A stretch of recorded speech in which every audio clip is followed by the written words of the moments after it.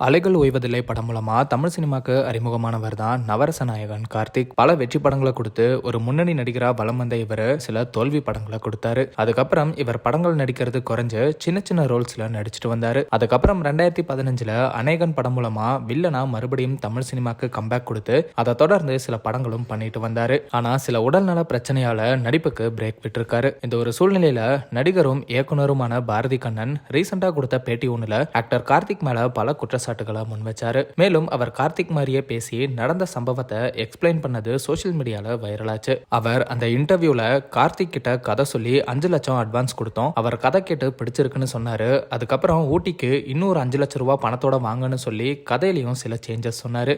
அப்போ கார்த்திக் கொஞ்சம் போதையில இருந்தாரு.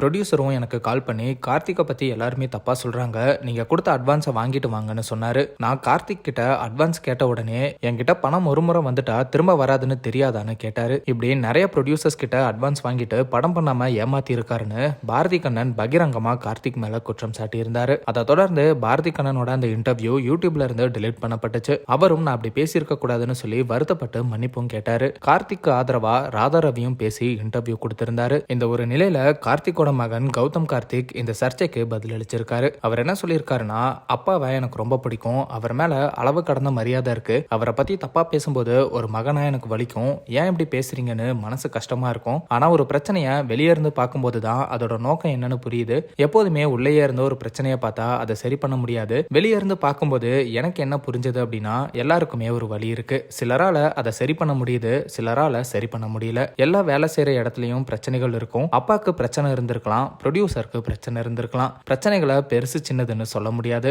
அவங்களுக்கு அவங்கவங்க பிரச்சனை. ஆனா எனக்கு என்ன கஷ்டமா இருந்துச்சு அப்படின்னா, அவங்க எல்லாருமே சீனியர்ஸ், அவங்கள பார்த்து தான் நம்ம வளர்றோம். இப்படி பிரச்சனை இருக்கும்போது அவங்க அதை தனிப்பட்ட முறையில பேசி தீக்கணும். பர்சனலா மீட் பண்ணி பேசுறது தான் மெச்சூரான விஷயம். ஆனா அதை விட்டுட்டு பப்ளிக் பிளாட்ஃபார்ம்ல பேசக்கூடாது. யாரை எப்படி ரீச் பண்ணலாம் அப்படின்னு நம்ம இண்டஸ்ட்ரியில இருக்கிற எல்லாருக்குமே தெரியும். அவங்கெல்லாம் ரொம்ப பவர்ஃபுல் வாய்ஸ். இந்த பப்ளிக் பிளாட்ஃபார்மை வேற ஏதாவது நல்ல விஷயத்துக்கு யூஸ் பண்ணலாம். உலகத்துல பல விஷயங்கள் நடக்குது, அதுக்காக குரல் கொடுக்கலாம். மக்களும் மதிப்பாங்க.